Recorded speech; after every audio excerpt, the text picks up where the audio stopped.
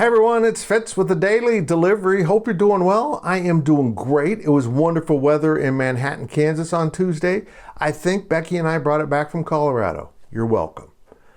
Please remember to subscribe to our YouTube channel. It is really important to the growth of any YouTube channel. If you see content you like, hit that subscribe button and it helps our algorithm. Hit the thumbs up if you like the video. Leave your comments. On we go with a very good day in Kansas State basketball on Tuesday. First, the team that's on a tour of the Middle East beat the Israeli select team. It was a competitive game. It was a pretty talented select team. K-State looked a little ragged around the edges, but look, this is a new team, a new roster, and it is part of the process. They also were missing David Gasson, who's playing with his national team, the Dutch national team, the Holland national team, the Netherlands, one of those. It's all the same country. It's just very confusing. And they had two openings on the roster that they were still looking to fill. And also on Tuesday, even though Coach Tang is on the other side of the ocean, his staff filled a spot on his roster. Keith Glover, a senior guard, he'll be a fifth-year senior using his COVID year, comes in from Sanford. He played 2 years at Florida, 2 years at Sanford, and put up some pretty good numbers while at Sanford. And we're going to talk about the strengths and weaknesses of his game over the next 90 seconds. And you're going to find out that I like this, even though there are shortcomings to his game. First shortcoming is the fact that while averaging about 17 points a game in his 2 years at Sanford, he didn't shoot it extremely well. I think his field goal average is 46%. His three-point average rose to about 37.8% last year.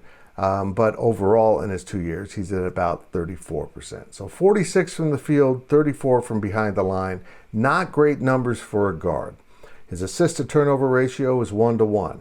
And maybe that's a function of the fact that he needed to score a lot more, and maybe he gave up the ball, but those guys didn't finish the bucket, thus no assist. But here's what I like about him. This dude knows how to finish plays at the rim. He puts the ball on the floor, breaks down defenses, gets inside, and knows how to use his body. Despite not being very tall, he's very strong, and he gets the ball up on the glass or on the rim. It's really fun to watch.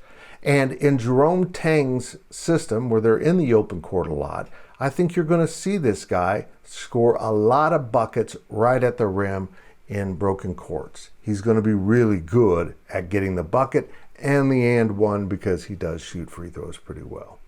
I think there's a whole nother level that this player can unlock.